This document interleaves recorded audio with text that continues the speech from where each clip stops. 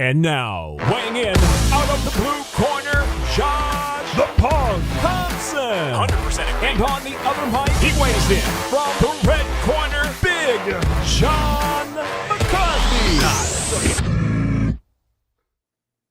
That's right. We're back and we are live once again. Hello, everyone. I'm glad you are with us. I see a bunch of people popping in here. I see my man with Race Farmstead. Nick Race, what's up, dude?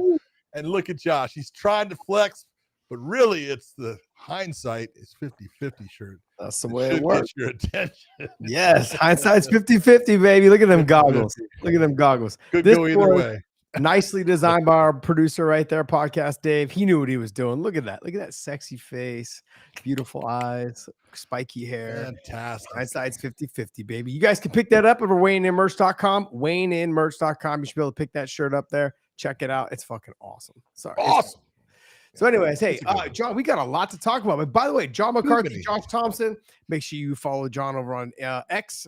I always keep calling it Twitter and Instagram and all the other platforms, as well as myself at The Real Punk. So, hey, we're going to have some fun, man. Dana dropped some truths today, some bombs today for us to go ahead and chat on. And so, kinds of things happening. Yeah, he actually got us our show tonight. Yeah, it's funny. I was building the show and then I was like, I don't really have a ton to like go over today. And I was like, let me just call up my boy real quick. Just, pick up the phone, call up Dana. Dana, it's 5 o'clock right now. I got a show at 8:30. Can you just, drop us some nuggets? He was like, Dave, I got you. Done. Dave, done. Let's do it. Anything for my Scottish right friend. Exactly. He said, yo, man, if you guys can get rid of all those commie guys in your country, hey, I'm going to come on over. Maybe we'll do a fight in Scotland. Scotland. Oh, man, it's going to be great. Dude, there's a lot of great things to talk about. But before we get started, though, betustv.com, betustv.com. This is powered by betustv.com. Check out their sports book. Check out all of their gambling stuff. Check out all the sports that they have on their betustv.com. And also, Drink Element right here. Drink Element. This is the watermelon I'm hitting tonight. I'm doing half. Oh, you did watermelon today, too? I'm drinking half my can so I can get some good night's sleep tonight. I got to get up early tomorrow. I got jiu-jitsu first thing in the morning. Did some jiu-jitsu this morning. How do you do I do a half a can, man. I do a half a can. Yeah, it puts me in a coma. It's like drinking half. Oh man, all that magnesium knocks me out. Puts me like into a coma. I drank like a little more than a half a can the other day at like noon. All of a sudden, John, my wife's like, "Hey, you've been sleeping for about 2 hours." I was like, "What?" She might want to get up. I was like, "Oh," I fell asleep just sitting up in the couch. I was like just sitting there, and I was on my iPad and just doing some stuff. And she all of a sudden, obviously, it was important stuff. Yeah. Oh, that was right around the time I got those memes on Instagram from you. Yeah. My finger just kept hitting send, just over and over and over again. Oh man. Hey, but there's some big fight announcements. But let's talk first though about the biggest thing, because Islam had talked about going up being the double champ. Yep. And now decided to vacate the title, go up to 170. Hold it. You were telling me he wasn't vacating anything. He was going to hold that title, and you didn't want him going both ways. Well, guess what? You don't have to worry about that two-way thing now. He is vacating it. Yeah, because I didn't want him to end up like Max Holloway, going up, putting the weight on. And I got to be honest with you, he's been talking about for a long time, like just getting tired of cutting the weight. This was back like when I was just getting done fighting. He's like, brother, I don't know how much longer I can do this weight class. It's, and look how long he's been doing it. But success does that to you. You find ways to keep doing what you're doing when you're having a lot of success. Yeah. But I also look at it too. He has nothing more to gain at 155. There's a couple guys in there that he could fight. The Sarukian fight really did interest me, even though he's beat Sarukian before. Yeah, but it's not Sarukian. Exactly. And he's fought him. The one guy that I would have kind of liked to have seen him fight would have been Gaethje. I think that would have been a fun fight to watch, but it's okay. I mean, everybody else, he's kind of been there, done that. Maybe not as champion, but he did it before he was champion. So he's been through everybody in the lightweights. I totally understand him going to welterweight. He is a big body anyways, like you're saying. And at 155, it's a bitch to get to. I think the 170, he's going to fill out even more. He's going to feel better. And I think, frame-wise, he fits in there. Yeah, he does. He's not huge, but frame-wise, he fits. He's a big boy, though. Like he's a big boy. I mean, like he walks around 5'11", 6 foot, walks around. That's how tall he is. But he walks around about 192, 193. He'll fit in just fine. Yeah. And I think he'll end up walking pretty much what JDM walks around. JDM's a big guy for the weight as well. Yeah. So he might be a little bit smaller frame wise than JDM, but it's gonna, I think matchup wise, it makes for a really fun fight. And I'm not combing over JDM. And I said that about him and Bilal. No. I think you are a little bit. People keep talking about, and I'm going to go back to Islam real quick. He has nothing to gain at 55. I want to just put that to rest. Everyone's like, oh, well, he's ducking Ilya. He's never ducked anybody in his life. Not ducking. And so, and so it just kind of gets to the point where I'm like, there's going to always be that one more guy for you to fight. I said that about Jon Jones when he was like, oh, he doesn't want to fight Tom Aspinall. There's always going to be one more guy for you to beat.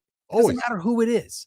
It's always going to happen. Someone say, yeah, he left before he had to fight the tough guys, all this other stuff, this nonsense. You got to end it no matter if it's weight classes changed or whatever. It's got to end at some point. This is a dangerous fight for Islam, John. A very dangerous one. Your first one against someone who is very good at stuffing takedowns. Very good. And everyone's like, oh, what about Gilbert Burns? Yeah, but Bilal didn't have success getting the takedowns and controlling the takedowns. Now, different styles of takedowns for this fight. Completely different styles. Now, Islam will be able to get to the legs a little bit more, I think, in this fight, but he'll hit a lot more single legs, kind of snap downs, kind of dumps, elevate, lift a little bit, kind of those kind of things. I think for him, it was kind of difficult for him to get to the legs on the 55 pounders because they're all midgets, compared to him. So it just, he just works. I think he's a true 6 foot. I know his stats say 5'11". I think he's a true 6 foot.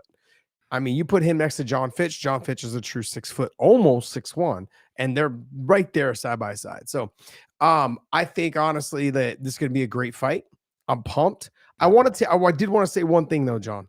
We got destroyed in the comments for the JDM thing. Start talking about how we didn't give JDM any credit because he stuffed takedowns in rounds 3, nothing but credit. I said, what are you guys talking about? They're like, oh, you act like Bilal didn't shoot. There's a difference between shooting in rounds 1 and 2 and grinding on someone and making a difference in that first 2 rounds versus shooting on them in rounds 3, 4, and 5. When you've already stood up for the last 2 rounds, almost 3 rounds, taking shots. Your energy level, like is in a video game, has gone down. It's not the same. Did we not say that JDM fought a fucking fantastic fight? Yeah, I know we got crucified, man. Okay, we got crucified. Well, and now that's why I don't read the comments. Yeah, well, that and you probably can't. You don't read. You don't really know how to read. I read very well. By the way, I heard Long Beach State won national championship today. I can't remember what it was. I have no idea that they did. Yeah. Dave, can you try to look that up? Long Beach State won that. You went to school there, didn't you? Yep. Played water polo there? Yep. Yo, there you go. I didn't think a guy your size could fucking swim at all. Dude, do you know how big water polo players are? Yeah, they're tall and long, but they never have that much muscle. Not as much muscle as you did. Dude, okay.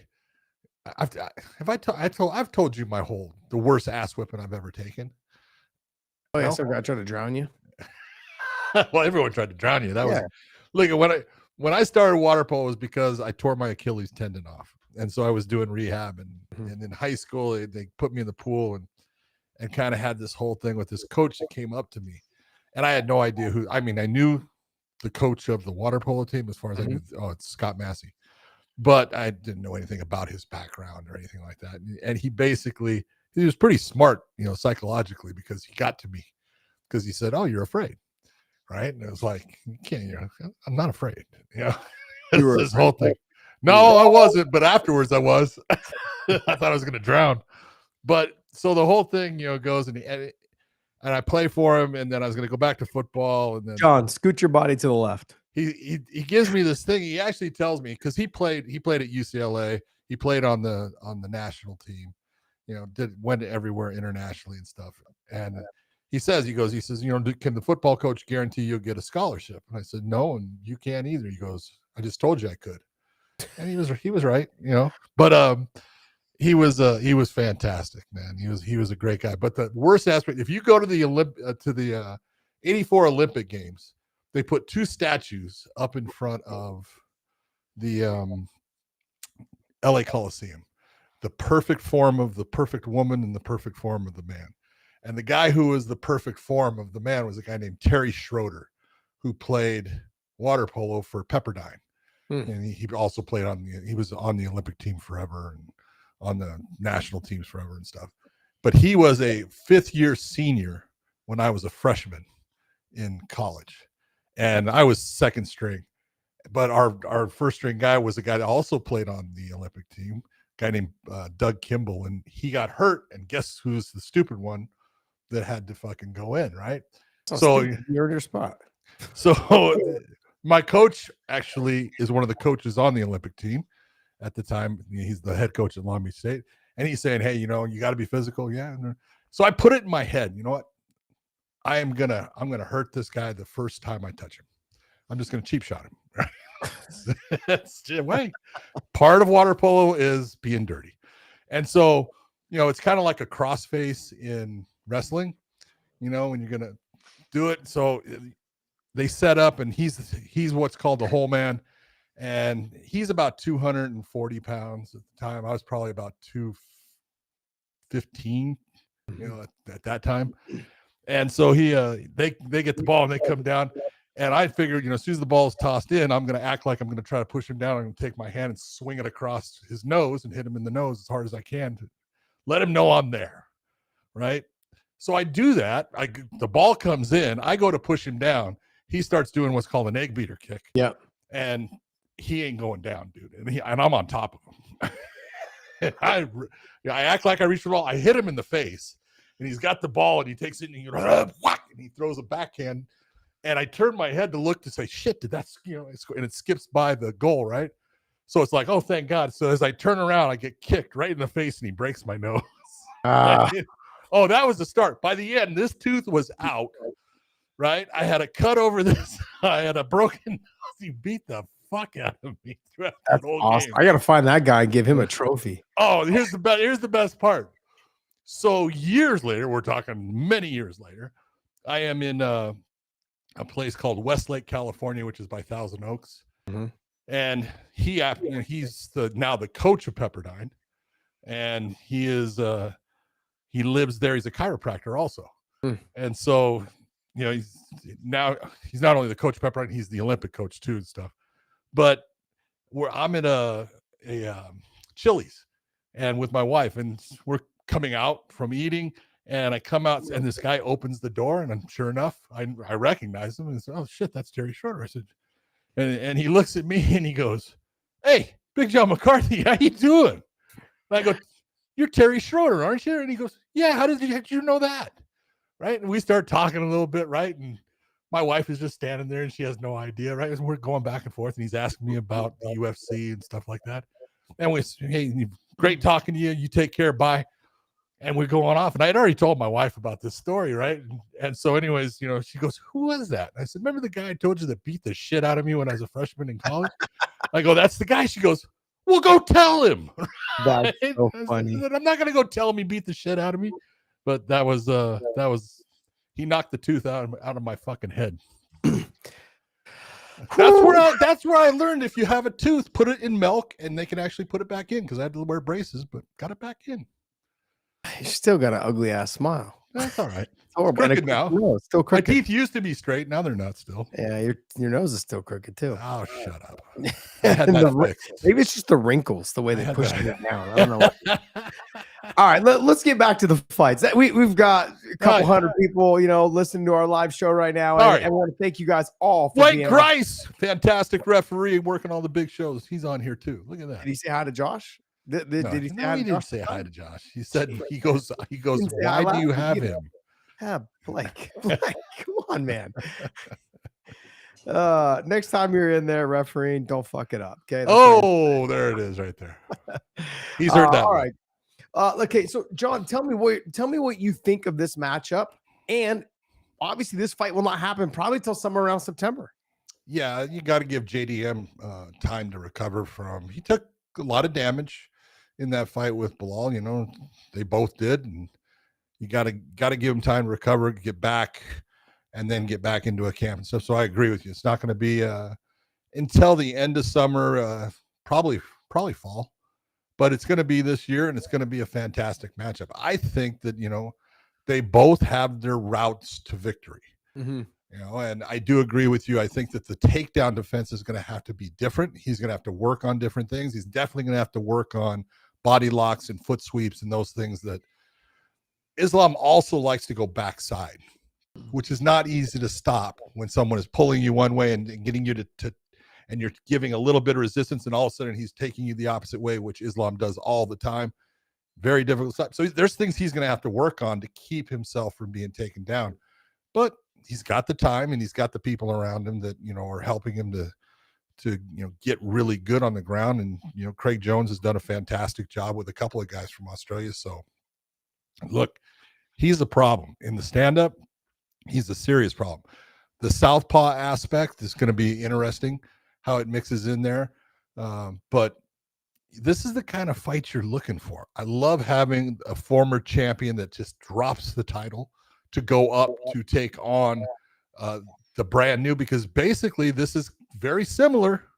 If you're looking at it, you had Islam Makhachev beats Charles Oliveira, and who was his first fight? A guy that was a longtime featherweight champion in Alexander Volkanovski, right? Going up. So this is the same type of thing. This is the long-standing champion of Islam in the lightweight with the brand new champion in JDM.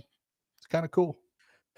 Yeah, for me, it all comes down to how Islam's able to not so much, he doesn't have to put the weight on. He's just going to be fighting at the weight he normally trains at. The one thing about, like with Khabib and with Islam, they didn't start really losing their weight until probably the last 2 weeks. Like, and I mean 2 weeks is in the week of the fight and then the week before the fight. So their last training sessions were literally like Wednesday or Thursday before the week before the fight. Yeah. And it was real casual. They had already done all the work. They're constantly training. They know exactly what their body can do. They start focusing on the weight cut. That last week of hard training wasn't really hard for them. Like their focus was on, let me get 3 hard rounds or 5 hard rounds of whatever it was. But then I was done for the day. Do their cardio, get their sweat, worry about their nutrition and their diet, get their, get hydrated, all those things to start water loading, whatever it was to start losing their weight. For me, it has to do with how he carries the weight inside the fight. That's going to be a big, that's going to be something I take a look at right as soon as they get inside the cage. JDM though, he showed a lot this last fight.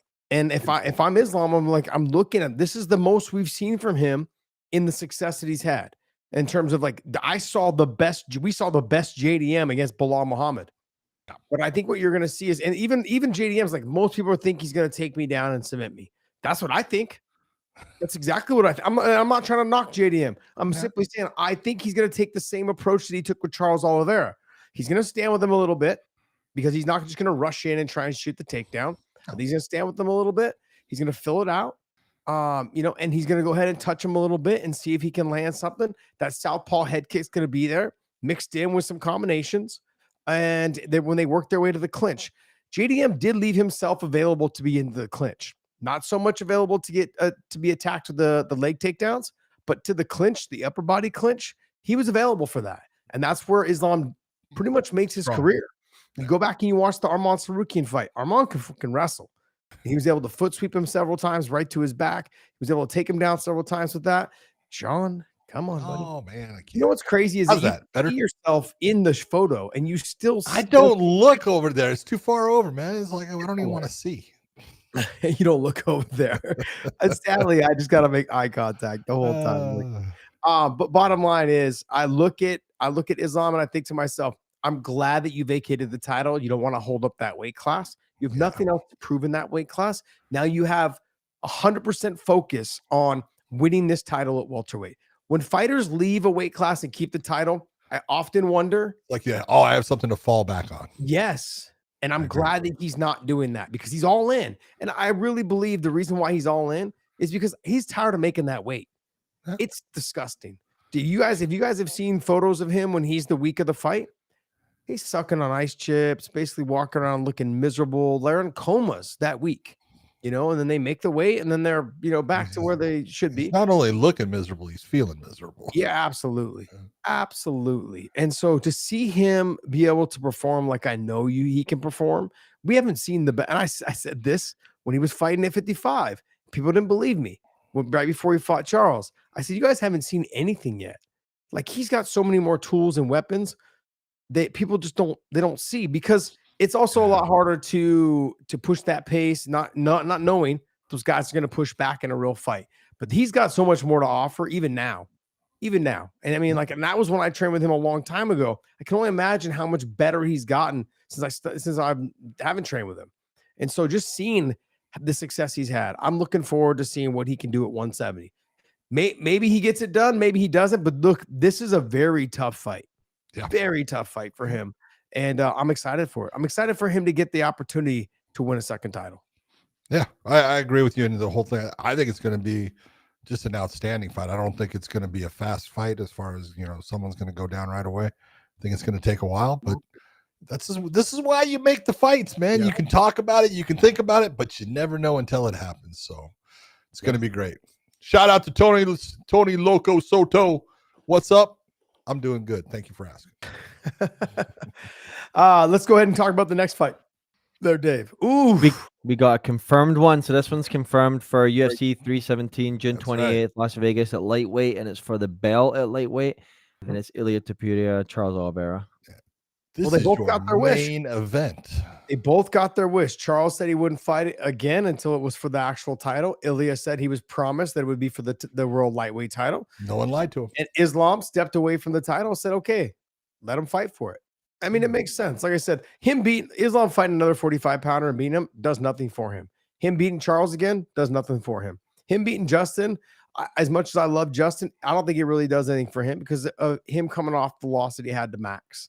It doesn't do anything. I agree with you. I like that fight because I like it. I want to see it myself. But I don't think it does anything for Islam or it doesn't do anything for his legacy. It doesn't do anything for it. No. And yeah, and then having the Sarukian fight again would have just been a great fight. I don't think the outcome would have been any different. But you never know. Sarukian's come a long way. This fight, though, to me, this is what I want to know, though. How did you end up with Charles and not Arman Sarukian? He's the #1 contender. Oh, hold on. What do you mean? You want to know? Do you want me to spell it out for you? Yes, I do. Here. Pullout. Pull out. He pulled out of a championship. Okay, there you go. Times, yeah. Pulled out of a championship. I'd have a lot more kids if I didn't do that. Thank God you pulled out, dude. I'm serious. Look, again, people don't realize how much money goes into the marketing of one of these championship fights. And when you have someone pull out, and you can sit there and say whatever you want as far as, well, there was an injury. Okay, there was an injury, right? That's not what, in the end, that we've been kind of told. And that's by people that know other people pretty well. And the weight was a problem. He got too big. Making the weight was going to be a problem. And so instead of fighting and not fighting for the belt, because he could not win the belt if he weighed in heavy, it was, I'm hurt. Okay, but you're going to pay for that. The UFC is not going to just put you back in a championship fight. And this is exactly what we're talking about. Charles Oliveira has fought everybody that they've put him with. He's done everything that has been asked. You got Ilia Topuria coming up. They made a promise that he, if he dropped the 145 title, he could fight for the 155. I see exactly why they go with Charles Oliveira. It makes sense. Arman will eventually get there, but this was the payback of, you cost us a lot of money. I can understand them being upset. I was not questioning that part of it. But now that Islam is gone, that fight has disappeared. Yeah. He's still the #1 contender. Ilia coming up, guaranteed or promised the title shot. I just want to see the two guys from Georgia fight. That's what I'm really. I want to see if they're going to fight, because I'd seen I'd heard they're not going to fight each other. They're both from Georgia. You see Americans fight each other all the time. Brazilians fight each other all the time. Japanese fight all each other. Like, you're going to have to fight them. Yeah. You're going to have to fight them. So I just wanted to see that fight now. Because you have the #1 guy, then that would have let us know right off the bat how good Ilia is. You're fighting the #1 guy. Now, Charles, to me, I'm not taking anything away from Charles. Charles is an absolute stud. I love watching him fight. He's probably one of my favorite fighters of all time. because he's so good on the feet, so crafty on the good ground. everywhere. He's phenomenal, man. Phenomenal. Yeah. And what I love about him the most, he's so respectful to everyone. I would love to, honestly, I wish I could have fought someone like him when I was fighting, because I love fighting guys that are like that are respectful. No matter what, afterwards, they're not going to be douchebags. I loved fighting those guys because you knew you could lay it all out there, take chances, and the guy at the end was going to be like, yeah, you're such this, you're such, like, I hate fighting those guys. I hate having those kind of fights. It kind of stressed me out even more, and I didn't like fighting those guys. This is awesome, man. I love this. I love this fight. I do. I just wanted to see Armand get his shot, but I understand why. This is going to be a great fight. How do you see this fight playing out, though?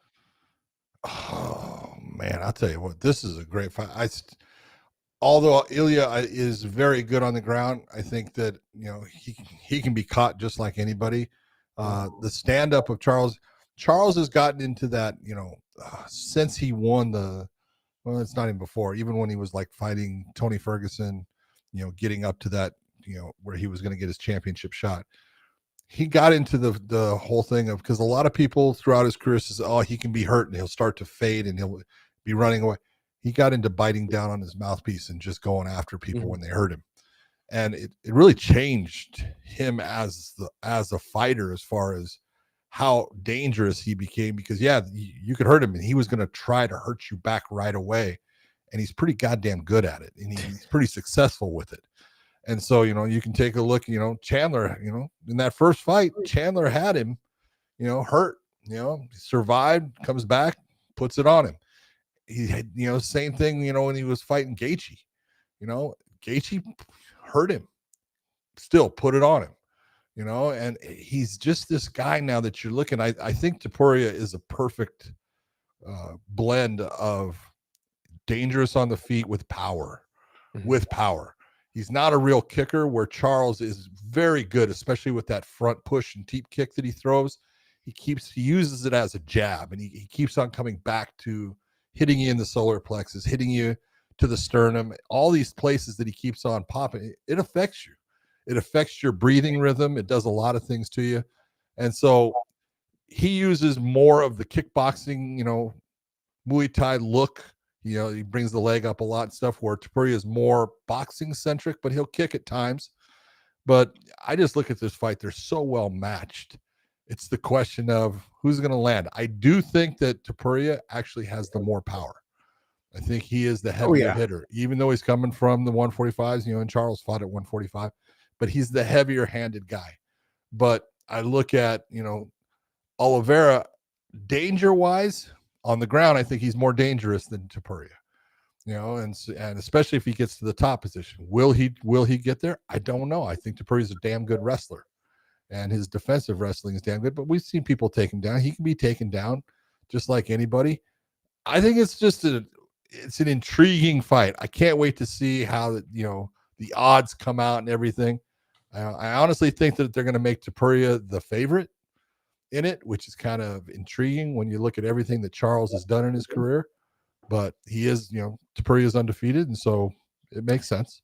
BetUSTV.com should have the odds up, at least for I was told they have the Islam ones up already. There you go. Nope, that's the old one right there. Or that's old. That's Ilya versus Volkanovski. That's a little bit. No, we're looking. Yeah, but I believe that they have the Islam JDM fights up there already. Yeah. The odds, the early odds. Do they? I believe so. Yeah, because I called them and asked them to put those up today, and they said they should be up. I'm hoping that they put these ones out as well.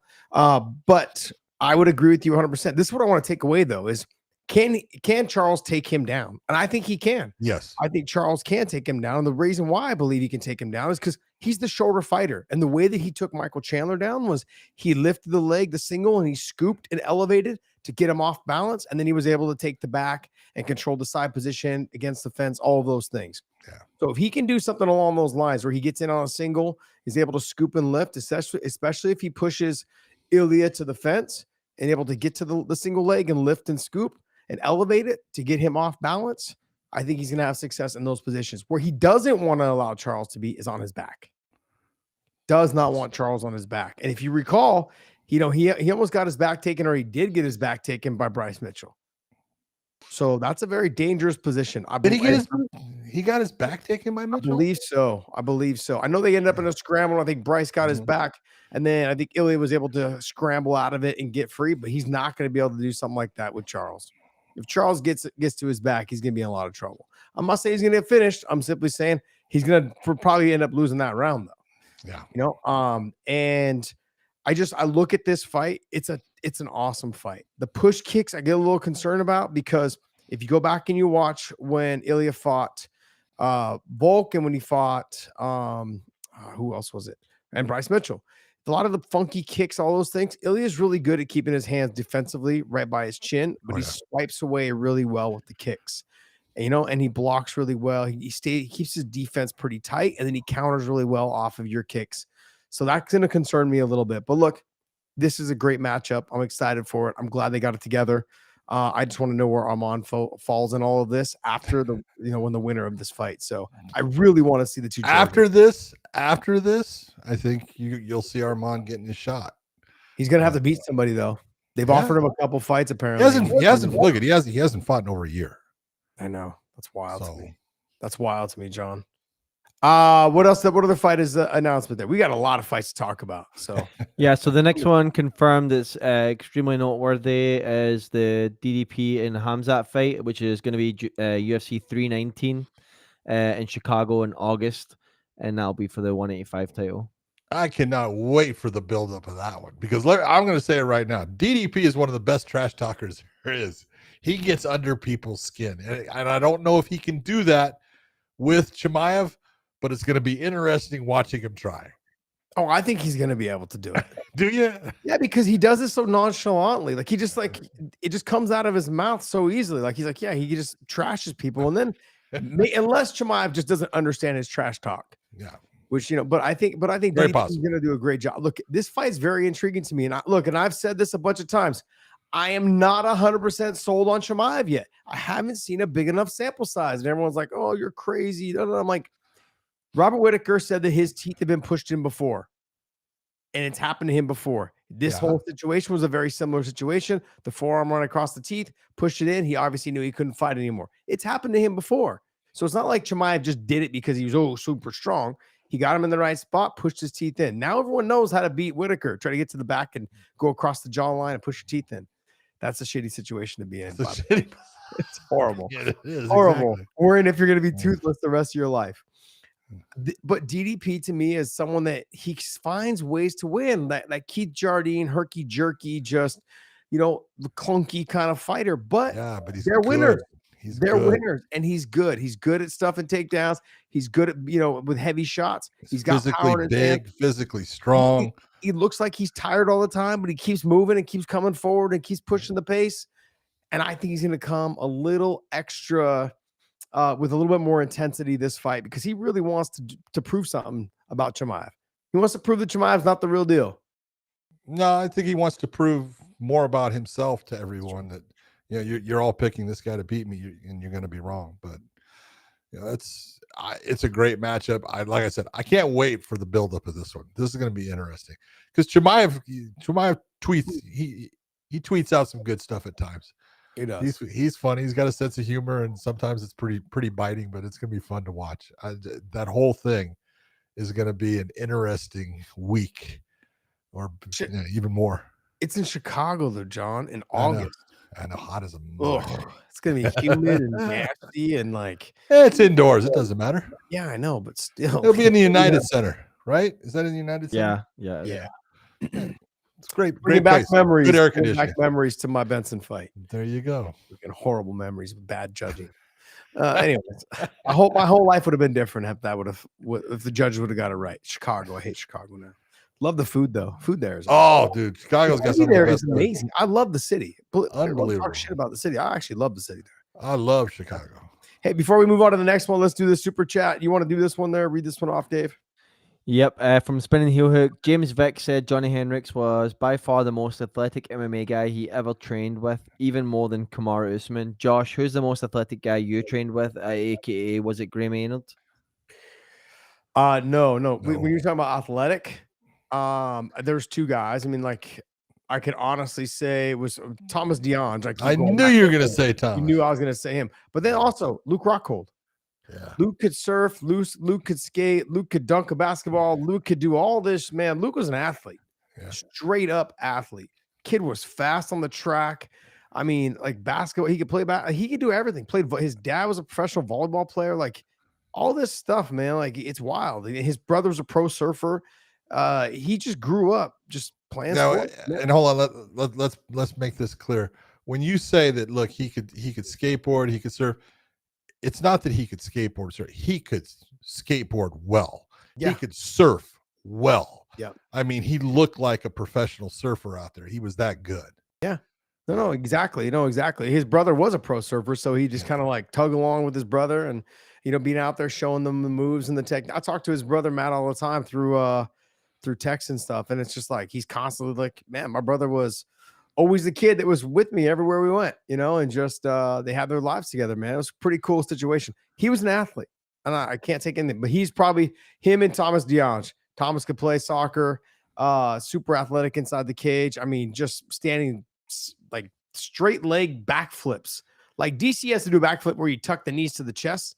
This dude would just like do one step and do straight leg, like scissor kick over. It was insane. I don't know what it's called, but BJ wasn't a bad athlete either. Who? Oh, AJ Johnson. Oh, Anthony Johnson. Oh, Anthony Johnson, BJ. Yeah, BJ couldn't dribble a basketball though. He wasn't like an athlete. That's the problem. Like guys that are jiu-jitsu guys and wrestlers, they can't do anything else but jiu-jitsu and wrestling. That's it. Guy, if you ever seen a guy like John Fitch was a wrestler, like Brock Lesnar, a wrestler, they're not athletes in anything else. Like, wait, are you kidding me? Football because he was big. Well, it's okay, man. The guy went on to an NFL team and almost made it. They didn't almost based upon never playing. No, it's like the Gable Steveson thing, bro. No. Like they kept him around for publicity. That's what they did, and then they cut him at the last day. That's exactly what they did. They're like, "Yeah, keep the camera." Is that exactly what they did? Yeah, pretty much. No. John, stop toting on. Like that's exactly what happened. Just because you're jealous that you didn't grow up as a big. I'm not boy. A very big guy, and I can admit it. Let's go ahead and move on to the Alexander Pantoja and Kai Kara-France fight. What's your thoughts on this fight? Man, another one this one can go either way. Kai Kara-France is fast, and Pantoja for the flyweight division is one of the slower guys. He's not slow, but if you put him against Kai Kara-France, he's going to be the slower fighter. He's got a way better ground game, and he's going to need to utilize it in this fight. Kai Kara-France on the feet is dangerous. He's quick. He's elusive. He's got great combinations. He does his setups are really well done. He gets in, he gets out, and he's got power. He's got snap for 125, which is something you don't see a whole lot of people having. He has got one punch, drop you on your ass, knock you out power. And so Pantoja's got to be very careful in that fight as far as when he's in the stand-up. On the ground, I do think he has a big advantage. Huge advantage.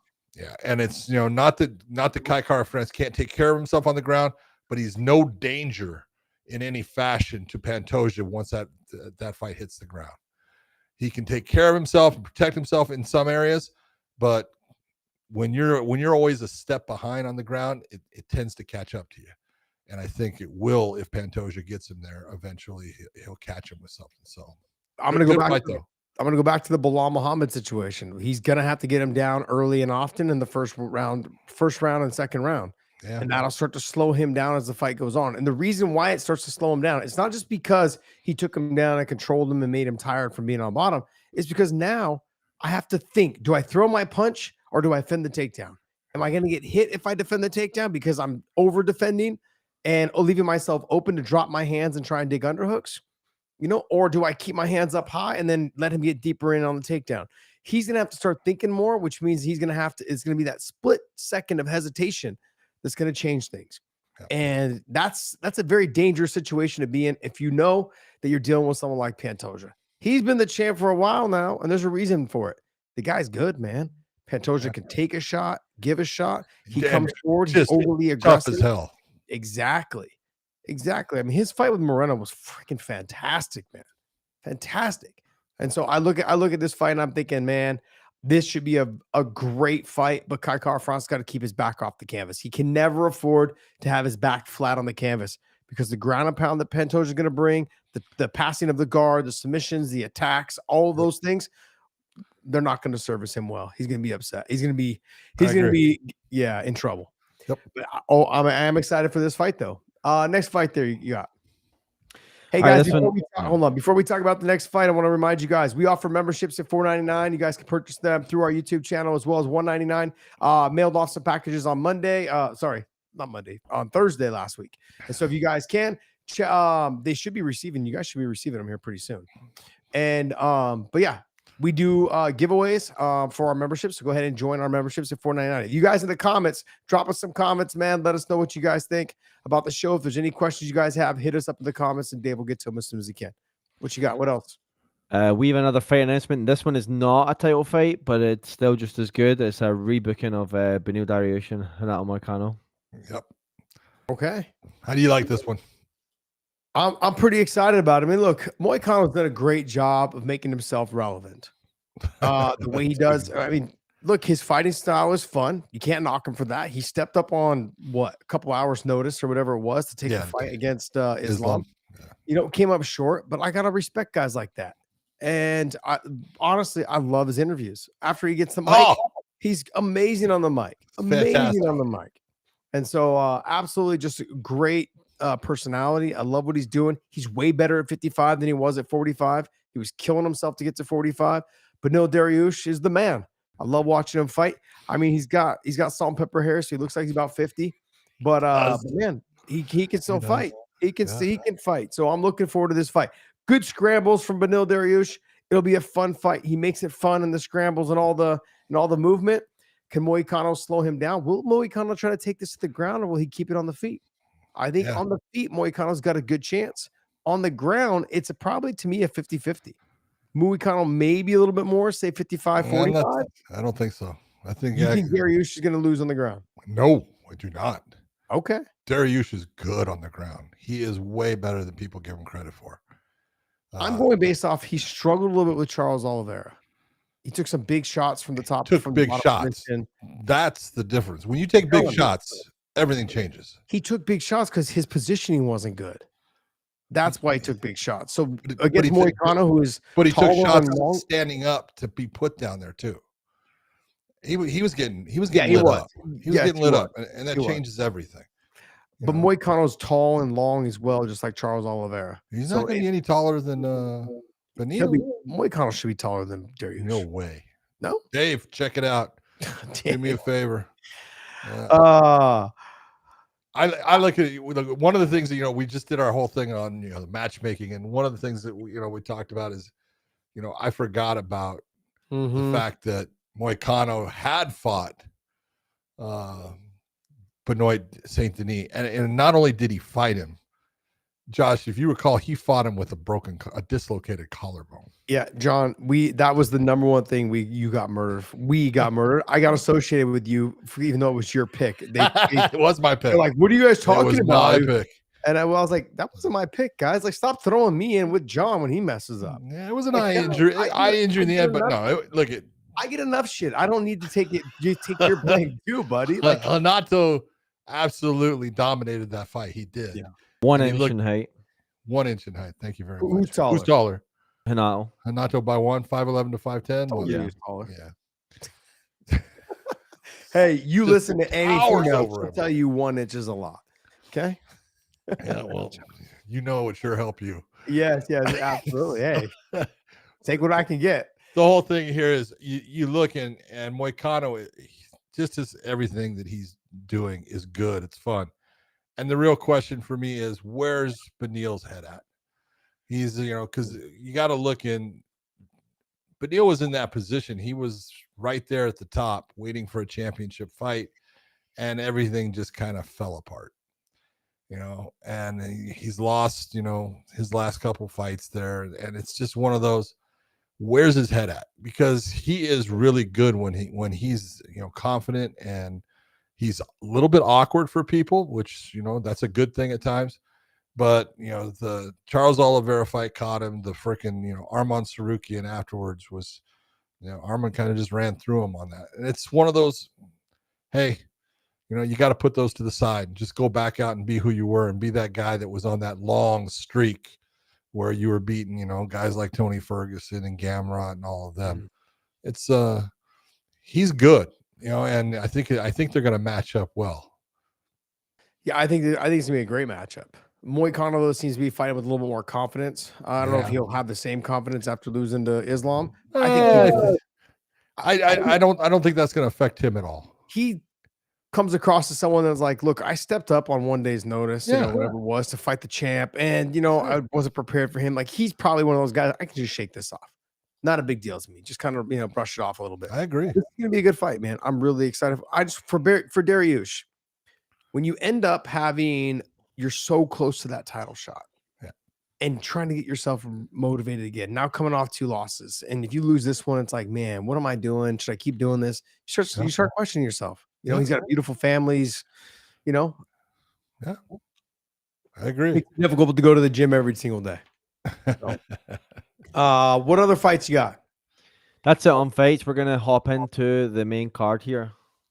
All right, before we hop into the main card, make sure you guys join us over at OnlyFans. It is a free subscription. Also, too, if you guys follow anything else on there, follow guys like Demetrius Johnson, Luke Rockhold, AJ McKee, ourselves. We were the very first podcast that OnlyFans had ever partnered with. I'm not sure if they partnered with anyone else, but they've partnered with us. I want to continue to thank them for doing that. And we have a great platform over there, so join us over there. It is a free subscription. You will not see any other smut on there if you guys subscribe to us on there, as long as you're not following their smut. That's how their algorithm works, is you will not see anything else on there if you do not subscribe or follow any of that other stuff. You'll only see the fighters that you follow.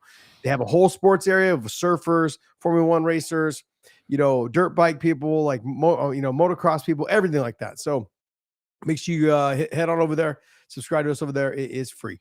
And Dave, what else we got? Before we move on, I got something to show you guys. Hey, this is Big John McCarthy. I was a referee for 25 years. I was involved with mixed martial arts at the very beginning and helped set up the rules. Now, I teach a command course. You will be able to get in the cage with fighters. There will be other referees that you see on TV all the time. They're teaching you. Now, there is the referee course, which is a 3-day course. There's the judging course, which is a 2-day course. And then there is the fantasy camp, which is your ability to come in, learn everything that you want, but not have the pressure of testing. If you have an interest in MMA, this is the course for you. Go to MMAreferee.com, June 20th through the 22nd, and it will be held at Extreme Couture in Las Vegas. I hope to see you there. June 20th to the 22nd, if you want to be part of the world of MMA and you think you have the talent and what it takes to be one of those guys, come on out and see us. We will be at Extreme Couture. You can go to MMAreferee.com to get all that information and see if you can be an official in the sport of MMA. Stop being the arm couch referee. Jump right in there. Fly in the Thursday before. Do the Friday, Saturday, Sunday course, correct? Yep. Okay, and then you stay for International Fight Week. It makes sense. That's the whole point. That's the point, right? So come in the Thursday before, stay that weekend, and then stay throughout the week to enjoy your full week of International Fight Week at the UFC. You guys have fun, man. By the way, my buddy was like, "Oh, I'm going to International Fight Week." I'm like, "Oh, that's cool. Have fun." He's like, "Yeah, I'm going to do the VIP service." Well, when he looked 3 weeks ago or 2 weeks ago at tickets, they were like $2,200. VIP service, drinks, food, the tour, all that stuff was all part of the tickets. They were $2,500 a piece. Okay. They are now almost $7,000 a piece. Damn. See, you should have bought them before they put a main event in there. Yeah, but that's the problem. You got to buy them, and you're like, wait, what if it's I know. I mean, and that's another question I have for you, John. Is this card worthy? This International Fight Week card worthy of International Fight Week? Now it is, I believe. You think so? Yeah. Okay. I think that Charles Oliveira versus Topuria fight's fantastic. You're taking a look at an undefeated champion who has dropped his belt, going up against a guy who is considered the greatest submission guy in the history of the UFC as far as all the submissions that he has, and a guy who has been a former champion in the lightweight division trying to work his way back. I think it's just absolutely fucking as top notch as you can get. Okay. I just want to get your opinion on that. I want to get your opinion. Hey, we've got I think where's this at? Is this at the Apex? Yep, this is at the Apex. We got UFC Fight Night 256. I think it's probably a different number. But yeah, you've got Gilbert Burns versus Michael Morales. Yep. John, young guy coming up versus the old school legend. Dude, Michael Morales it's amazing to me how much of a favorite he is in this fight. And you can look at it and everything, and look, he has the talent. He is young, he is strong, he's fast, he's got power, but experience-wise, he's still lacking. And I'm not saying that he can't get it done. They're putting big odds on him that he can. But Gilbert Burns, all it takes is one punch from Gilbert, because he's got power in his hands, or the fight to go to the ground, and it can change immediately if Gilbert Burns has time on the ground with him, because Michael Morales has never, ever fought someone that has the skill set that Gilbert does as top notch. Now, yeah, Gilbert's getting older. I admit it. Okay. But this is a guy that is in the gym all the time. He's always taking care of himself, and he is a born fighter.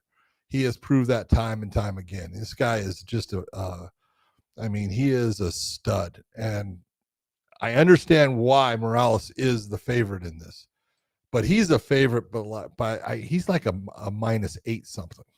Yeah. Dave, you pull up the odds on that? Crazy. We'll take a look at the BetUS odds here. And it shows right here, Gilbert Burns is what? I can't see it. -820. -820. Oh, sorry. Gilbert, Gilbert's a +535. Yeah, sorry. Jeez. Yeah. -820 for Michael Morales. Yes. Whew. I mean, you can't bet him. The over 3.5 is even. I mean, no, I'm not betting Michael Morales. I would actually take Gilbert, but I would probably take it on a low, like say $25-$30. Yeah. And see what you can pull out of there. If I can pull a couple $100 out of there because of that, I would try and do that. Like, don't go, balls deep. Just go ahead and give a little bit. Yeah, don't go crazy. Yeah. And look, for me, I'm looking at Gilbert Burns and I'm thinking to myself, he gets this fight to the ground, he's got a good chance of winning this fight.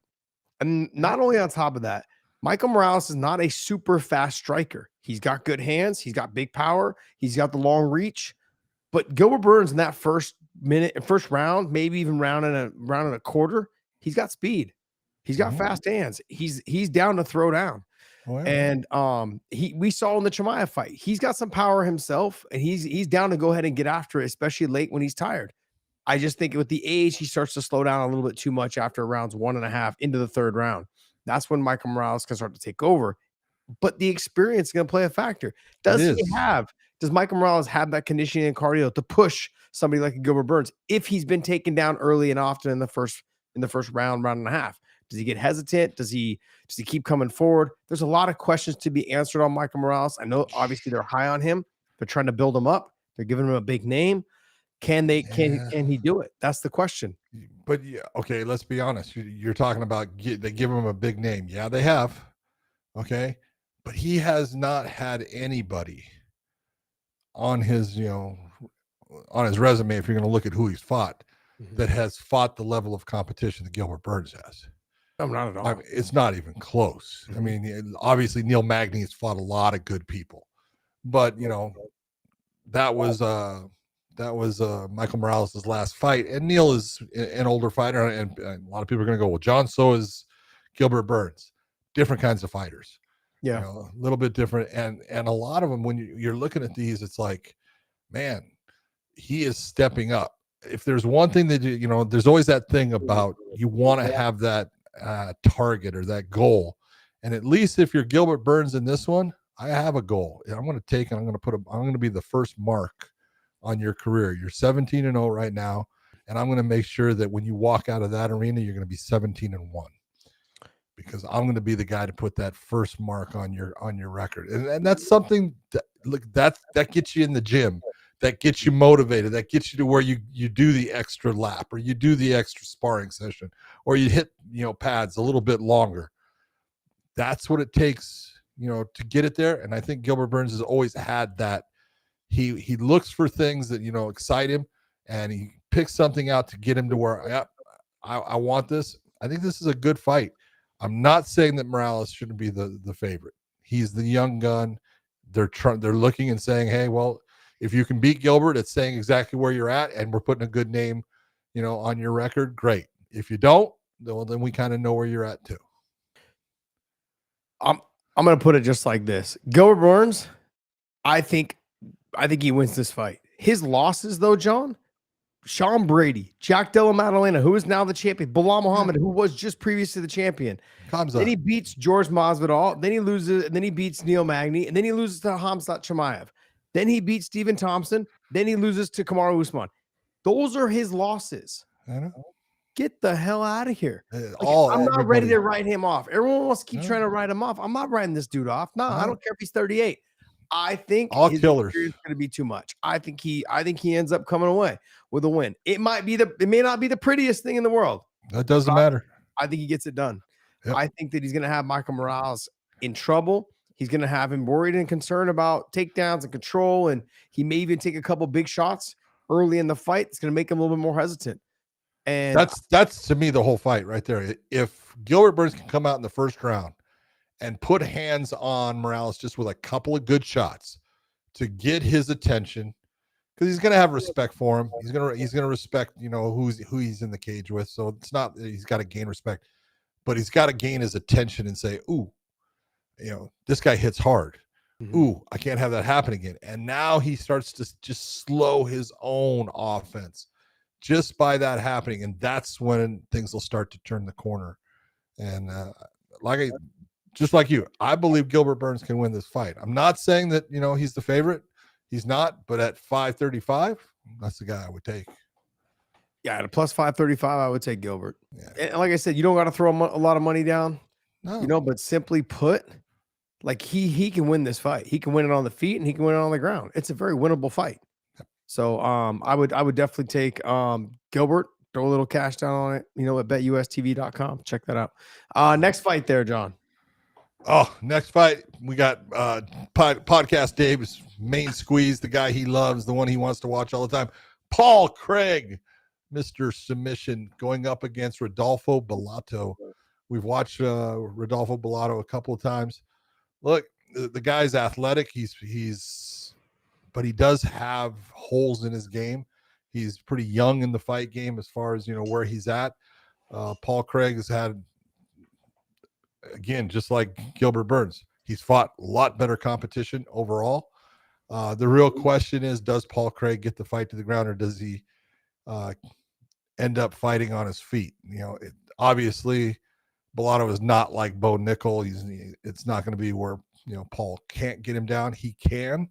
But Bellato's pretty decent in his wrestling defense and stuff. So, but Paul Craig's going to want to get it to the ground. Submission wise, he's way better on the ground than Bellato. But this is it's a pretty good fight. I mean, as far as pick 'em.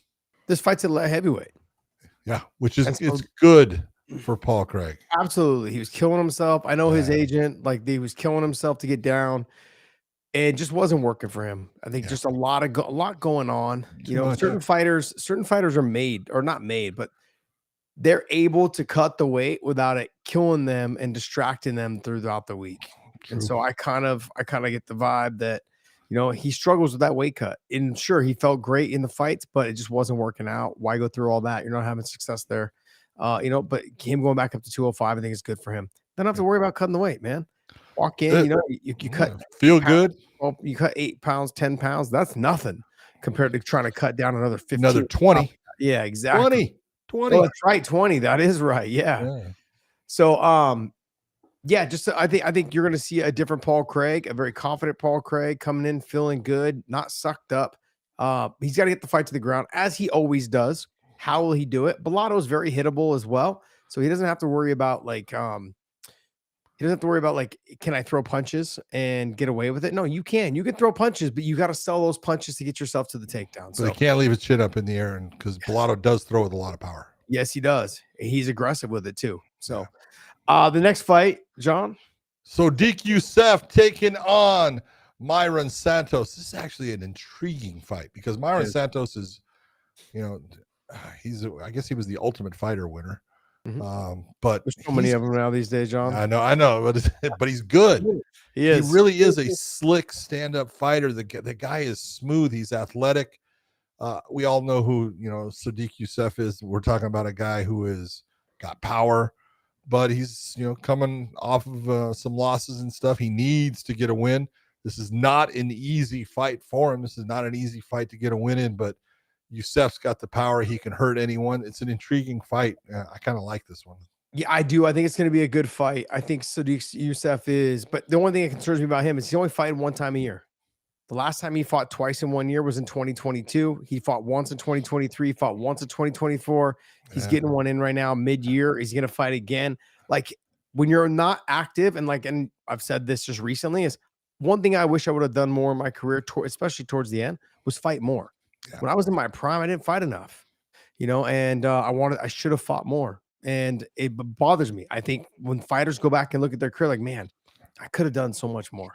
Yeah. You're so worried about the loss. They're so worried about got to get the perfect fight. No, there is no perfect fight, man. If you're the champ, that whole thing clicks in my head now when I think when the guys talk about it, they go, if you're the champ, you got to be able to fight anybody, anytime, as long as they make the weight. That's the way you got to think about it. If you're a fighter coming up, you've got to be able to fight anybody, anytime, as long as they make the weight. It shouldn't matter who it is. You should be able to beat everyone. If you want to be champion, that's the way you got to think. So Sodiq Yusuff and Santos is very tough. He's going to come forward. Good kicks. Got some good power. He's a kind of a walk forward, aggressive fighter. And Sodiq's going to have to make sure he's making a miss. Can he make him pay, though? Often making a miss. So this is a good fight, man. I'm looking forward to seeing how these guys throw down. Yep. Dustin Stoltzfus, is that how you say his name? Stoltzfus. And I don't know how you say this, guys. Nursultan Ruzaboev. There you go. Those are big words, John. Big words. But Ruzaboev is a stud, an absolute stud. Fights a little sloppy and careless sometimes. Very good on the feet. Very aggressive. He's got good submissions off of his back. He does sometimes have a tendency to kind of just hang out on bottom. He does. And he's got to get away from that. He's either got to can't do with Stoltzfus. No, you cannot do. But Stoltzfus, I don't think he's going to try to take this fight to the ground. Oh, yes, he is. Have you lost your mind? That's his only chance. So. Look, Dustin lives off of his wrestling. Now, I'm not saying he hasn't had a win here recently where he, got a knockout with a big shot. He lives off of his wrestling, and he's not going to be. He's not going to win this fight if it stays on the feet. He's got to be on the ground doing ground and pound and staying out of the submissions. I think this is a horrible fight for him. I don't think it's a good fight either. Okay, I think this is a fight, man. It's like, wow, they did not do you any justice in this because they put you with a guy stylistically that is going to give you problems. I think Stoltzfus is going to just go out there and let it all hang out. They're going to end up standing and banging it out. Yeah, because I think there's just goes this like little bit of a stigma of like, oh, I don't want to have to try to spend all my energy trying to take him down. I might as well just go out there and gunsling it. I think he will try to wrestle a tiny bit, but I think he's going to actually try to wrestle, set up his striking. I think Stoltzfus is kind of in that position where I've got to start getting some wins. I've got to start being exciting, and he has exciting fights. But he's just got. I think he's going to have to. This guy, rules of Biff or whatever, whatever. Like he's going to be a wild animal and come forward.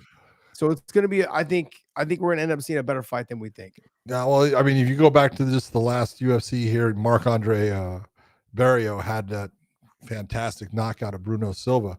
Mm-hmm. Well, that was Dustin Stoltzfus' last win. His last fight, in fact. And he had a brutal knockout of Marc-Andre. So look, he has had those times where he's landed the big shot and been able to get rid of someone, but most of the time it's the wrestling that gets him where he wants to go, and it's going to be tough. It's going to be a tough road, but he can do it. Julian Erosa and Melquazwell Costa. Julian Erosa's coming right back because he just fought. Just fought. I want to say he's fun to watch, man. He's fun to watch. Yeah, he fought Darren Elkins, but that was a one-sided beating. But it was in April. Yeah. But John, the fight it only went 4 minutes of the first round, and the 4 minutes was him chasing Darren Elkins around trying to knock him out. took him down, damaged him, beat him up. It was a one-sided beating. Maybe his fist needed a couple weeks rest. Well, look, Julian's come, he's really come on, man. He's got like three fights in a row, and he beat Christian Rodriguez, which I give him nothing but that's a feather in your cap. Christian Rodriguez is a tough fighter and very well rounded, very technically good. Darren Elkins is just a warrior, just a guy that's meant to come in there, bleed, and make you make a mistake, and then he takes advantage of it and he gets you out of there. He's just a stud. But those two wins right there, it's putting Julian Erosa's got that. He's got that feel now. He's with Extreme Couture. He likes the people that he's training with. He's feeling good about his coaches and everything that's happening. And him just taking this fight just 1 month after the win against Elkins is telling you he's feeling good about it. But Costa is the real deal. The guy he's tough and he's good everywhere. He is. Yeah, he's good everywhere. I mean, he choked out Andre Fili with the arm and guillotine, I believe. Yep. And then, he's got great kicks. He's very aggressive. He's kind of a taller, longer, lankier fighter. And so is Julian Erosa. The knees to the body. Look for these guys to get to the clinch, really kind of work the knees, try and work the knees up to the head. So this should be a very fun fight, man. I'm excited for that fight. Yep. Gabriel Green versus Matthias Camilo. Yeah, that's the main event for the prelims. Mm-hmm. And you look and you go, Gabe Green is always a guy, man. He goes out and he slings. He's from California. He's always been that way. He's just tough as nails. He'll fall on his sword to put on a good fight. He's going to have some problems with Camilo in this fight. Camilo is tough. Not saying that Gabe Green can't get it done, but he's got to be in Camilo's face. He cannot fight this fight at range. Yeah, Camilo's very good off of his back. He's good. He's kind of good everywhere. Yep. So, John, the fight that I'm kind of looking forward to, though, is the Jared Gordon and Thiago Moises. That's an interesting fight, man. Jared Gordon's just a dog. Mm-hmm. He's a fucking grinded out fucking dog that goes after people. And Thiago has had his ups and downs. He's talented. He's got a good ground game. His stand up is clean. He's got power in his hands. But when people don't back off of him, he tends to have problems. And Jared Gordon is not going to back off of him. Mm-hmm. Jared Gordon's going to be in his grill the whole time that he is, in the fight. And until Thiago puts a shot on him that puts him down, you know exactly where Jared Gordon's going to be. So this is not an easy fight for Thiago. Jared Gordon is the real deal. I love his grit. I love the way he goes into the fight game, and he doesn't have all like you're talking about all of those physical attributes. Mm-hmm. God didn't gift him with him, but the one thing he gave him was a heart and toughness. So yeah, very true. And Moises hasn't looked great his last couple fights, and so with him, he's just got to learn to deal with the pressure. He's one of those guys, you see him, he's built really well. He seems extremely athletic, but when he gets in there, he just doesn't perform as well as he could. Yeah, he's got all the tools and the weapons. Yeah, no. He's good. His stand-up is clean. His ground game is good. He's got it. It's just, like you said, you got to put it together. That's going to wrap up our UFC Fight Night talk, and we've got some news for you guys as well. So let's have some fun with the news. And Dave, what news do you have for us, buddy? Yeah, so I wanted to get your reaction to Jon Jones's most recent quote that he put, a quote for lack of a better term, because I can't remember where he put it, but there's been talk about their fight, him and Aspinall, for a while now. Dana saying, right up till now, the fight's happening, we're getting it done, we're working on dates, we're still figuring things out, all the above. And Dana just stringing us all along. I love it. Even as recent as today, when he did the breaking news, he said they're still working on Jones and Aspinall. Aspinall says yesterday, I'm bored of the Jon Jones conversation. I've had enough. We either need to fight or I need to move on to something else. Jones comes out today. Hold on, he is moving on to something else. No, it's not scheduled yet.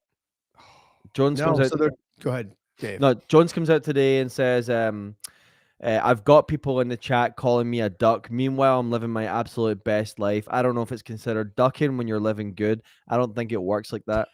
Not really giving any clarity in the situation, but also just kind of implying that, I'm doing my thing. Like, he's not thinking about a fight.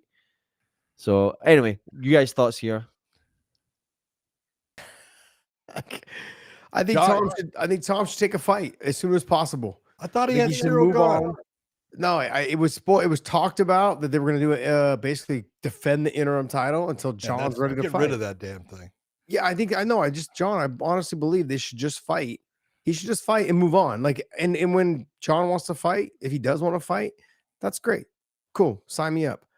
Look, people are so afraid of losing that big money fight. I don't know if he's going to make more money to fight Jon Jones. He probably will, but with the way the pay-per-views are going, you're not going to make that much more money. Pay-per-views suck. Like they're not anywhere near what they used to be. And Jon was never a big needle mover anyways when it came to pay-per-views. Let's just talk about that. He's broke 1 million views, pay-per-view buys or whatever it was, one time. And it was the second DC fight. That's it. I thought that one was like 800,000. No, I think it was the second one. It was the one that broke it. Over 1 million. He's never had over 1 million any other time. Any other time. And so, and look, that's not a dig at him. Just the fact that if you're waiting for that, if Tom Aspinall is waiting to be like, that's the money fight. That's a legacy fight. Yes, I wouldn't call it a money fight. Don't expect to get more than 500,000 pay-per-view buys for that fight. I don't think you're gonna get more than that. Yeah, well, not in this day and age. It's apparent, no matter what, I love Jon's thing is I got people saying that they call me the duck. It's because you're ducking him. Well, you're doing everything. No, stop. It's the truth because you're doing everything but being serious about. And when I say Jon tried to do a whole thing with DC, coaching almost like a tough show in Russia. Okay, I think, but it wasn't in Russia. It was a Russian show, but it was going to be done in Thailand. All right. Okay, great. But can you imagine Jon and DC in Thailand? Oh, good God. Good God. Just the thought of Jon Jones in Thailand. But hey, he's there now, Jon. I know exactly. I'm just waiting for the report. Jon Jones kills someone. Oh, never mind. Because it's one of those, you take a look, man, and it's like, Jon, it gets to a point, Josh, you got to say, you got to shit or get off the pot. Okay, you are holding on to you have fought twice as a heavyweight. Okay, twice. His whole thing is I take another year. Okay, you talk about a guy that has not fought that many times for a career. He's 28 0-1. Is it 29 now? It's somewhere right in there. But it's like he's not that guy that's always looking to get back in the cage and stuff. And he's in that position where I think he looks at Aspinall and believes. I know he believes he can beat him. It's not that he's afraid of him, but I want everything to be the way I want it to be. I want it to be at the time that I want it to be. I want it to be for the money I want it to be. I want it to be at a time that makes sense for me, and I don't give a shit about for him at the time. Just everything. Oh, I understand it. Okay. But you're holding up the division. And, eventually it's got to be, you got to shit or get off the pot. Yeah, I would agree, but that's the UFC's job to either push him in that direction. Hey, sign the contract, or we got to move on. Yeah. And it sucks because it doesn't suck, but simply put, you can't let someone like Jon hold up the division because he's been doing this for a while now. He did it for 3 years with the light heavyweight, title and this and that. Then he did it again. Now he's doing it again right now with the heavyweight. He's in this. He's made a lot of money. He's done very good for himself. He's a fantastic fighter. Incredible. All those things you can pat him on the back and say. But the bottom line is right now, he's one of those guys that's acting like a spoiled little brat. Like, hey, let me just hold this up and I'll fight him when I want and this and that. But Jon, I went back and watched the Stipe fight. Yeah. I thought he had moments in the fight that were good. There was moments where Stipe had him literally turning his back and running away. Yeah, but Jon was never in trouble in that fight. You know that. I know that. But my point is that Tom Aspinall's faster, probably hits harder, has a little bit more tools and not 48 years old like Stipe was. Well, this is my point. He's had 2 fights, since 2020. Okay, 2 fights. The Cyril Gane fight, which went for 1 round, and the Stipe fight that went for 3. So a total of 4 rounds of fighting in 4 years. This is the problem. You know, it's like Tom hasn't been very active either because he's been sitting around waiting for this damn fight. So that's where my concern comes in. Is I think to myself, Tom, just fight, man. Like all the guys in your weight class, that you have no one to really be concerned about. Sure, they can all clip you and knock you out. That happens no matter who you fight in the heavyweight division. It doesn't matter who you fight. But none of these guys, even if they do, like Curtis Blades, even if he was to take you down and try to control you and this and that, like you'll beat it. I know they fought John twice. Okay, I'm simply saying though, but like Curtis Blades is the only one I could think of that would wrestle. The rest of them are not wrestling. Almeida maybe, might want to try to wrestle him down. But on the ground, I think that Tom's so athletic, he'd be enough to stuff the takedowns as well as nullify his grappling. And on the feet is fucking night and day. See, my whole thing and what I'm talking about with John, there's 2 guys in the heavyweight division that people are interested in. And one of them is losing a lot of that interest. And that's not Aspinall. There's a lot of people that, don't give a damn about Jon Jones fighting. They don't care because they think that, he's caused problems, he's cheated and all these things. And so they don't care. And that's fine. You can have that, opinion if you want. But Aspinall is the guy that everyone talks about. Jon Jones is the champion. But other than that, what's there? You want my honest opinion? No one cares about Jon Jones anymore. I agree with you. That's all I hear. People talking to me all the time. It's I don't even care when he fights. Don't want to see him. Okay. But he is the best fighter I've ever seen. You realize he's that good. No, what you're doing is you're living in the past. He was the best fighter you've ever seen. He's not the same guy anymore. I agree with that. And that goes with everybody. It doesn't matter who you are. Exactly. When you age, when you get older, you're not the best fighter anymore. I agree with that. It's hard to say about Jon Jones because he's still the champ in the heavyweight division. But based off of his last 2 performances, sure, he looked good. He got finishes, but he did it with a straight striker, took him down, dominated him, and then he did it with a 48-year-old Stipe. 48, huh? Man? All the way up to 48. Stipe hadn't fought in like 3 or 4 years. That's true. So I'm not really quick to be like, oh yeah, you're like, of course you're the double champ, but I'm not ready to pat him on the back. I want to see him fight Tom Aspinall. I want to see him fight other heavyweights. Yeah. But I'm not mad if he doesn't. I'm cool with like if you want to ride off into the wind. If he wants to ride off in the sunset, that's go right ahead. Absolutely. That's his prerogative. But the way we think about it, I think other fans feel the same way. If he was to say, hey, I'm hanging it up, I'm not going to fight Tom, people will be like, oh, you ducked him. I don't think he's ducking him. He just wants a certain amount of money. And I'm cool with that. Yeah.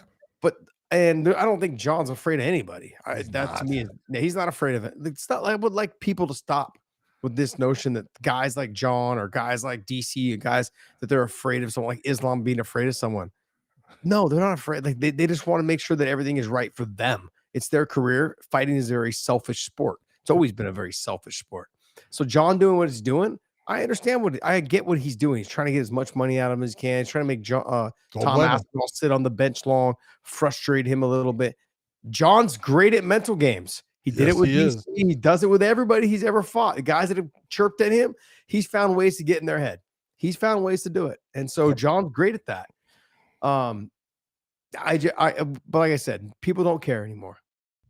That is the problem. They have moved on from Jon Jones. Let me ask you this. Do you honestly think, and whatever the UFC thinks, but if the UFC in the end says, you know what, we're done, we're going to take the title, and even if they released him, do you think anyone care? No, I don't either. I think the PFL would try for a Francis Ngannou Jon Jones fight, but I don't think anyone would care about that fight. They don't have the money to pay him anymore. That's true. They let Patchy Mix go. Like they released Patchy Mix, they had an amicable split. We'll talk about that in a second. But they don't have the money. They can't pay Jon Jones. Yeah. If they want to have one fight, then they can, and then all the other fighters would have to release. But yeah, I don't think anyone. But the thing is, there's nowhere else for him to go. So we can go ahead and release these guys because there's nowhere else for them to go. And I've said this for the last 3 weeks, for almost a month now. These fighters got to start walking on eggshells, because if they don't like you, or you give them a hard time, or you start fussing with them, go somewhere else. Yeah. We'll give you your release. Have a good time. See you later. Don't let the door hit you on the way out. See if someone pays you what we're paying you. Good luck. Have you seen what the LFA pays? And I love the LFA promotion. Oh, I know exactly what they pay. Have you seen what these other promotions pay? Yeah. Good luck, guys. Good luck. Yeah. It's like throwbacks to when I first started fighting, making 500 and 500, making 700 and 700. Like, that's what you're getting. Yeah. Good luck. Look, if you're doing a title fight in the LFA, you're doing 2,500. Yeah. Title fight. Yeah. And that's no knock on the LFA. They have a great business model, and that's what their business model. That's their whole thing, is to help build fighters to get up to the UFC. Absolutely. Good. And I'm glad those promotions are around, because that's what these fighters need. Zeke 662, you want to read that off? Yep. Paulo versus Roman Kopylov. Josh, do you think Roman is going to dog walk him? Need your pick so I can bet the other way. He's got the Drake effect, baby. Oh, geez. There it is. Son of a gun, man. Zeke 662, guess what? There's the bird, baby. There's the bird. Zeke, I agree with you, dude. You know, honestly, I couldn't tell you how that fight would go, because Paulo Costa doesn't fight enough.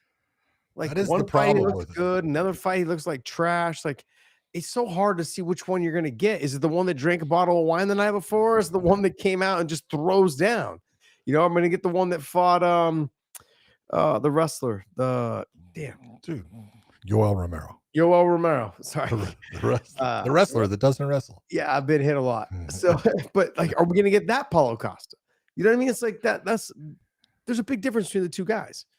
But you don't know which one's going to show up. But look, as we get closer to that fight, I will definitely give you my picks, and you can go the other way. I'll give you my Drake effect for sure. What other? You got some more for us there, Dave? Yeah. Before we move on, I do just want to shout out in the chat, Lazy Bed, always keeping the chat lit, always pointing people to LMNT, to OnlyFans, getting them to the right places. Shout out to Lazy Bed. Lazy Bed, my man. I like a Lazy Bed, man. I got a nice Lazy Bed too. He's the best intern I've ever had. There's the difference. You're lazy in bed. He's the best what? He's the best intern I've ever had. All right, this last story here, Patchy Mix parts ways with PFL. They dropped this release earlier. What do you guys think about this? Can you read it to me? Yep. PFL, Professional Fighters League, and Patchy Mix have mutually agreed to not extend his contract. We both decided this is the best course of action for PFL and him. Patchy is a fantastic fighter, and we wish him well. PFL is excited to crown our next 135-pound champion in the PFL World Tournament. Yeah, I think it's the best thing for him, and I'm happy for him. I'm glad that he's able to move on. You know, there's other fighters in that 135-pound weight class that I would love to see move on as well. Magomedov, Rafael Stotts, Danny Sabatello seems like he's doing really well over in Ryzen. Over in Ryzen, yeah. There. You know, but you know, Ryzen has that obviously that pride effect where they want the guys that are brash and they kind of, talk the trash, the American that has the swagger, the Italian gangster, that kind of feel. And that's what they're getting with Danny Sabatello. So good on him, man. He just had a great fight 2 weeks ago or last week where he won by TKO. 2 weeks ago, yeah, 2 weeks ago. So good performance for him. But there's fighters in that 135-pound division. I'd like to see Sergio Pettis get picked up. Absolutely. If there's guys to have there, but he would probably go back down to 125. I talked to him a little bit. He's like, I'd probably go back down to 125 because it's available. So, with Patchy Mix, great. If they can add him in addition, John, which they will. Oh, look at the UFC matchmakers have been wanting Patchy Mix for a while. So they know exactly who he is. They know exactly what he can do, and they know exactly who they want to put him with. So it's going to be a done deal. Patchy Mix will be part of the UFC's roster at 135. Who are they going to put him with? Who? Come on, John. Come on, baby. Pick it out. No. Give it to me. Marab. Does he get right in and jump right in and get a title shot? No. Yudong Song. Oh. Is that what you think? Yeah. Okay. I do. You watch. That's not a good fight for him. No, come on. What do they do? They always do it. Not a good out of all the guys that I would have picked, that's probably the worst fight for him. Yep. So you look and you go, okay, I understand why you're picking that. Yeah. That makes sense. But if Patchy Mix does get him to the ground, he will submit him. Oh, for sure. Yeah. For sure. That's the one thing about Patchy, man, is yeah, he finds ways to get to your back. We used to call him the human backpack when he first came into Bellator, and he can finish, man. He has the one loss to Juan Archuleta, and it was young in his career. It was the first time he fought 5 rounds for the title. He walked him the first 2 rounds. First 2 rounds, he was just all over him, on his back, on his neck. Couldn't get the finish.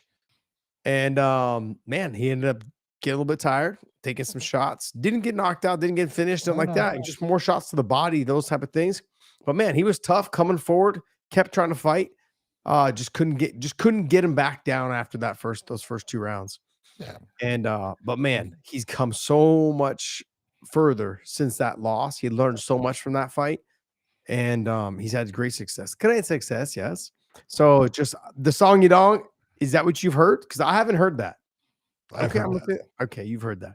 That's probably the toughest fight for him, I think, in that division. Yeah, that's probably the toughest fight for him in that division. It's the one that you look and go, okay, he can match up well here. He's very good at his wrestling. He's tough to take down, all this stuff. Yeah. Yeah. I mean, obviously, to me, I think Merab would be a tough fight. Merab would have to stand and trade with him a little bit because on the ground, but they've trained together a lot. They know each other very well. So, yep, they know each other very well. Yeah. Oof. But Merab doesn't want to be on the ground with Patchy. No, absolutely not. Absolutely, exactly. Not. So it's different fight for Merab. Well, guys, I want to let everyone know that was with us for our live chat tonight. I know a lot of fights got dropped and announced, but I wanted to say this. You guys just beat our record. We had, on the average, about 650 to 700 people listening tonight or watching tonight. So, hey, man, thank you guys so much. We do this every Tuesday night, 9:30 Eastern time. And Zeke 662, Mix versus Umar. It's probably not going to happen right off the back while Umar's probably still trying to get his hand back. But look, and the UFC doesn't try to do these guys favors. What they try to do is they try to match him up with the guy that's the worst matchup you could possibly find, and they pick Song Yadong. That would be the one guy that I would have been like, yeah, that's not the guy you want to have him fight. He's fast, he's explosive, hits hard, shorter in stature, going to be harder to take down. He's just super athletic. Those are the guys that are going to give him a super hard time. So, but you never know. He may run into a knee if he dips his head. You don't know what's going to happen. If he makes one mistake, he may get caught into a darce or a guillotine or anything along those lines. So should be a fun fight. I want to thank you guys so much for tuning in. Go to WayneAndMerch.com, pick up some of our apparel. It's available there at WayneAndMerch.com. And Drink Element. The link is down below in the description. It is fire. This is watermelon. John and I both like the grapefruit in the sparkling cans. You can also buy them in the packs. Okay, and you guys can just tote those around with a bottle of water and mix it up. They're absolutely amazing, especially right now in Texas. It was 91 degrees today. Oh, no clouds in the sky. Pretty damn hot. Dave, you're down in Austin. What was it, muggy down there? Yep, 90, and I still did 5 miles. You did? That a boy. Good God, I don't even like to drive 5 miles while I'm running. I'll drive it, but it's got to have air conditioning. It's funny, man. I took Benji out front just to try and burn some energy before bedtime, and he ran down the driveway to the street, and he turned around and looked at me, and he's already sweating. Yeah, it's like I'm going inside, Dad. Yeah. Oh man, it's good. Now you got to throw him in the shower and rinse him off before you go to bed. Like, damn. Exactly. Yep. All right, guys. Well, hey, I want to thank you guys so much. You guys broke the record for the most views tonight while doing our lives. Every Tuesday night, 9:30 Eastern time. Make sure you guys tune in.